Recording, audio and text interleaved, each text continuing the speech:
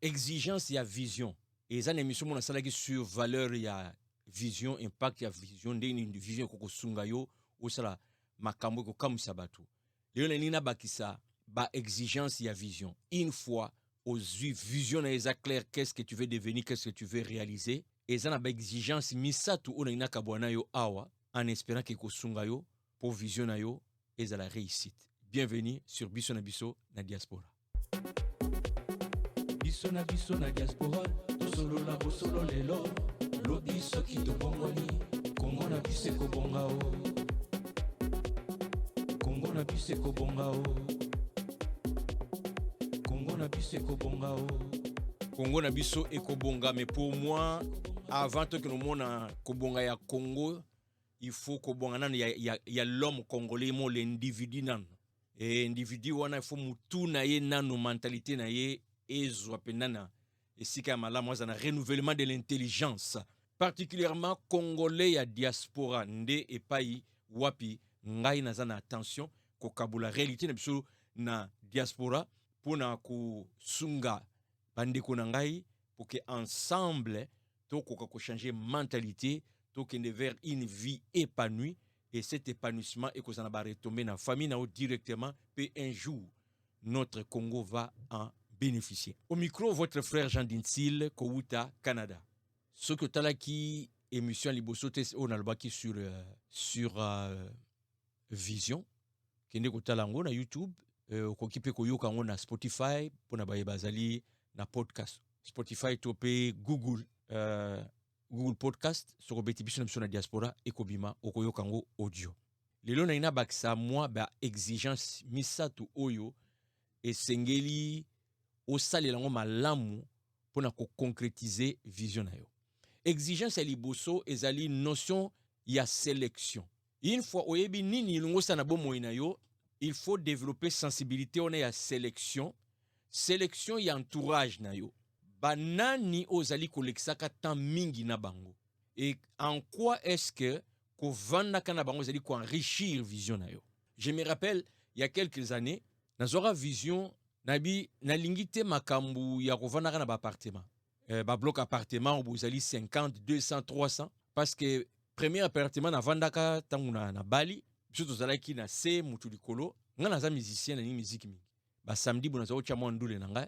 Mais oyoka mutona tutaka pou pou pou pou pou pou pou ngapi nazo c'est pou pou pou pou et ça là qui embêtant à un moment donné et je me suis dit non pour vraiment na quoi jouir l'espace nanga fona zananda nanga fona zepa nanga et j'ai commencé à penser nengeni noko ko accéder na propriété na mboko to vandi et tant to bandi ko kabo na bandi ko kabali solo na bandi ko mususu ya diaspora majorité ya batu bazali ko encourager ngate mingi bazali ba awa tikotonga ndako kozana ndako hypothèque au mona passe 25 di ngai mbo ngana ke tonga na mboka ngana ke tonga mboka et na kokisi ngo parce que j'ai commencé à sélectionner nani na kokabula penser wana nani na kokabwana te sana bandi musu to ko vano to leto meli na ko biso atelo moti et ça musu tant to kutani na fungoli munoko parce que na ibi ke ye azana direction wana je peux apprendre de lui, on peut s'enrichir. Et c'est comme ça que j'ai pu faire mon chemin. Les lobes, je comment ce qu'on a vu que ça la sélection T au ko s'embrouiller. Entourage c'est très très important pour enrichir vision. Et toujours dans la sélection, il faut sélectionner ni nos okaka mingi mingi par rapport à la vision na yo. So okaka mingi mingi quelque chose qui est contraire à la vision na yo et zo risquer peut être décourager. Encore une fois, on a makambu ya accession na propriété. Mutu azoko lakisa yo ke hypothèque 25 ans ezali somo zomitia singana kingo e ko bangisa yo. Mutu azo ba yo yebi ko koma propriétaire eza makambo e loko soto ko buka na ndaku na yo mu fo obimisa tandis que so za locataire bon nyoso to ko beba obengi mbala mo kaka mukolo ndako yimo ko réparer tout ça au balancer blo mona peki eza na raison eza na raison d'ailleurs na mona vidéo mo mutu mo azako lakisa comment dépense tant aux ali propriétaire na dépense tant aux ali locataires, différence en dollars. Moutaza locataire, azo dépenser moins que Moutou Oyo, azo azana nandako. Mais il n'a pas mentionné l'aspect positif, ya rozala et pas inayo. Ndena lobby, ngai, ezaïli kambako foot, zatem ezaïli kambuke, na jour l'espace nanga na bête andou lendenge na lingi. Je voulais avoir mon studio d'enregistrement, na ko yemba, na ko gang air nyoso et inspiration ilinga. Mais na ba bloc appartement, il faut tenir compte ya mutaza likolo, mutaza na C, mutaza na gauche, mutaza na droite, musuto yoka na bazo soit na mwasi pour kuku biso na chambre so. Donc mi les autres câbles na chambre. To lamuki na mutu to zela limso di kofi ko lega wa boy. Oui au fouti muke, mais l'autre question. Bon. Sélectionner aux autres nini. Et à l'époque, to comme na ngoya vidéo, sélectionner pe ba vidéo ni nozoka. Kendo ko se documenter na ba vidéo mingi o yoza ko traiter na projet oza nango yoza ko traiter na vision oza nango. Et na kati wana otala zo ba vidéo o yozali ko balancer les pour et les contre. Non pas dans l'esprit ya ko décourager yo, mais na esprit ya ko pesa plus d'informations pour oyeba ko zo la bonne décision par rapport ya vision na yo. Na kanisi zo ko se comprendre. Sélection pe na kati ya ni nos autant choses à lecteur. Malheureusement balobara mutu muna ni otanga te mais biso dans la diaspora ndeko vraiment ceux qui osa ko négliger lecture osa ko se rendre de mauvais service hein. Osa vraiment ko se rendre de mauvais service. Dans le bali kambo ne mission sous. Tanga il y a beaucoup de documentation oyo ekoko sunga yo na vision na yo. Olingyo koma businessman, il y a des livres. Olingyo lancer entreprise, il y a des livres sur l'entrepreneurship. Et belé au coco no temps ko mayele et belé sans pour autant qu'il y a une université mais car ba livre wana et surtout que na mikilo a poto ba bibliothèque za nango en tout cas biso na Canada tu as accès na bibliothèque à tout moment. Vas-y, so va na Canada, vas-y qu'il y a une bibliothèque tanga sur ton sujet, sur ton rêve. Il faut s'investir. Sélection, il y a qu'est-ce que tu lis pour enrichir yo na projet ozanango. Sélection pena et qu'on appelle sélection na étude. Oui ba domaine no ko étudier, domaine ni no ko étudier te. Biso na Congo to mingi lelo so to za sincère to tanga ba domaine moko peut-être parce que ezaki ko cartonner na période na ou parce qu'il y avait moins prestige moko boye bon tant zo kende kuna bazo mona yo à l'époque il y a l'Uvanium hein mutazo va na l'Uvanium étudiant respect yo peka pona respect no ke kuna loke no yo ngozo no nzela mo pena ya kwado yo ngo comme grand kwado au sakanate et au créer ba entreprise ya kwado na monde mobimba pourquoi pas. Ça la sélection na formation na étude ni nous aux otanga par rapport ya rêve aux anango ton devenir zana courage à ça la sélection même si ils en ont un succès mais puisque tu as la conviction que formation et étude doit ko permettre yo ou atteindre rêve na yo kende nanzela wana. Sélection na ce qui est aussi information. Donc il y a formation na genre étude donc il faut formation il faut aux et puis sélection na information. Information aux alliés qu'on soit sur domaine ou en comment encore l'internet il y en a beaucoup filtré ni nos akoyoka nous tona po esunga yo oyeba ko avancer na projet na yo to na rêve na yo yami balé yeba ko sala sacrifice mingi na communauté na biso na ba mboka na biso to uti to zali ko valoriser sacrifice et pourtant les sacrifices fait partie ya vie. Ngana koli na mboka na moni ndenge bakoko bazokene bilanga soyi ba osa bilanga masangu ndeko nanga olia masangu te dans une semaine. Il y a un temps pour semer, il y a un temps pour récolter. Entre semences temps de semer il y a récolte, il s'écoule quand même ba mois ba semaine où il faut bozela. Faut en a patience. Manque ya patience on ende sala ke mingi na kat na biso na diaspora to za ko s'accomplir te pour banda dès le moment comment qui na poto au pesi sango na mboka ko na poto ba doléance bandi ya ndenge na ndenge donc nyoso to ko zo ko kende nyoso to ba tikelo tenter o lona nanu nzete école botambuma po so boko okabola na lobela on peut sous plus en détail une autre fois yeba kozala na esprit à sacrifice.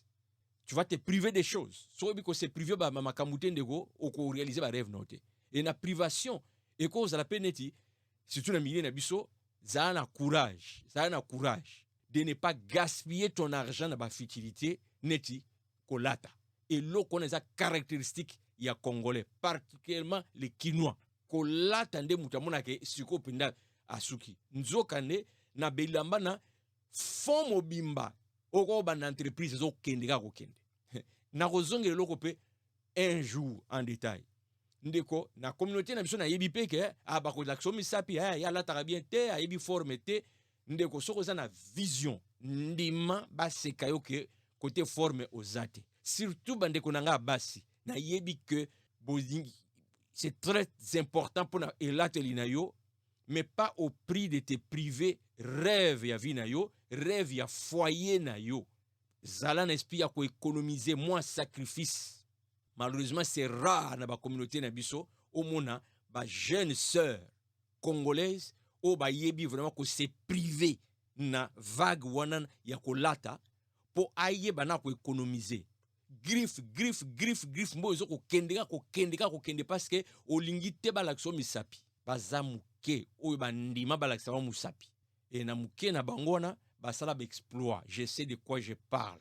Ndeko soki sacrifice ezalité vision yo za la passe pour essayer réaliser sacrifice il faut ezala pe en terme ya temps ozali ko accorder na vision na yo so za ko accorder ngo tante ndeko ekoyati mingi tolinga koleksa tant na biso na bekala avec des amis ah pire nga moto na ngai to beta donc so kuna to mena o mele pas chez mère tel chez tantine tel na resto tel tout le temps 2 heures 3 heures 5 heures du temps ndeko soko zo leksa ka tant kuna na téléphone ba ma futilité et que ozozanga temps ya ko se concentrer na rêve na vision na yo et ko sale makati bato basala ba exploit ba koda temps na ba rêve na bango ba kota ba maki muto Steve Jobs ya Apple na yoko ke years ala ikutu ko lia kuta oli ra pomme ako beta 2 jours 3 jours a sukolati parce que ana formule moko boso PC mo bulu donc a mi pesi discipline a ozonga nda kuté soki à résoudre formule wanati so les vrai lokuta na yebité mais je sais que soki sacrifice ezalité okoye baté ko accomplir biloko ndeko toza tolinga ko vivre na communauté c'est bien. Mais quand une vision est là claire, il y a ko ça sacrifice, il y a ko gaspiller temps na yote, mais il y a ko utiliser temps wana pour oyeba ko avancer na eloko olingi. Bongo ya misatu, conseil na misatu tango za na vision no claire, biloko mi bayina na loba awa, ya liboso ko envier batu mususu te o bazali ko exceller na réalisation ba rêve na bango.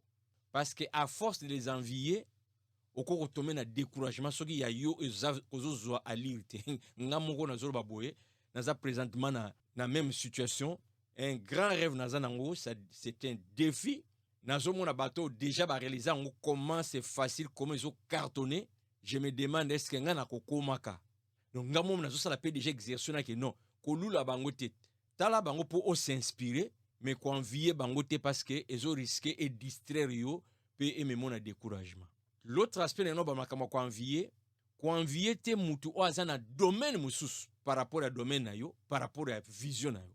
Exemple soki ngai na lingi vision na ngezali na koma un musicien international na calibre pa Michael Jackson par exemple nazo bundana nano mais ndeko mususu kuna peut-être mon na classe na biso peut-être mon na quartier na biso yé na football azo cartonné penda raba Messi penza aolia la ya osakanati soki na bani ko envier et si jamais na yeba ko pe obeta moi ndembo donc bal so yibite ndembo zanini et ko kipe lisusu ko tenter na ba peut-être que nzelo pena ko comme musicien na calibre ba Michael Jackson eza mulai pe peut-être ko ya na ngote tira na zona kaka ndembo loko na bipe obeta bal mingi basala ndia ba bima na carrière na bango parce que aluli carrière mutum susu ezana bilo mususu na vie to yebi ko sala mais ce n'est pas notre meilleur to komanga meilleur tene lokwana mais ezana mususu soki pena to vandeli yango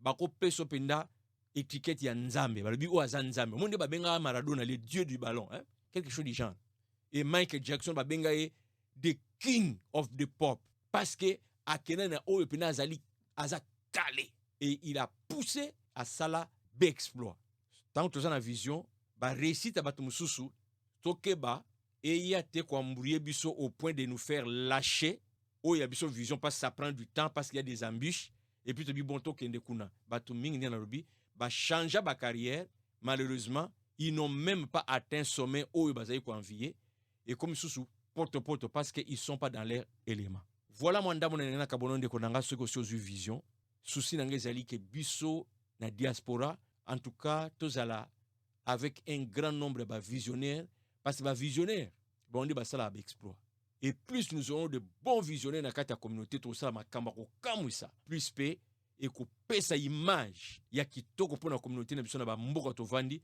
ba bani pour l'exception musabi batana ba danser, boyebi. Et ça na ba communauté musu dia to l'exception musabi na ba danser. Lo ba ndien. Kale na makambu ya internet. Ma mutu eza ba internet on na simae. Comment ça ba programmation kale batuana. Ba ndo ça ba IT na ba compagnie minene. Soit na ngape biso to dominer pe na ba domaine moko penza bo bikeno ba congolais ba sakale à part la musique. Bon, ça va. Moi na zawo déranger mo ke bolimbisa. Voilà ndeko na ngai soki oza na mwa ya ko bakisana ona lobby commentaire na yo eza bienvenu.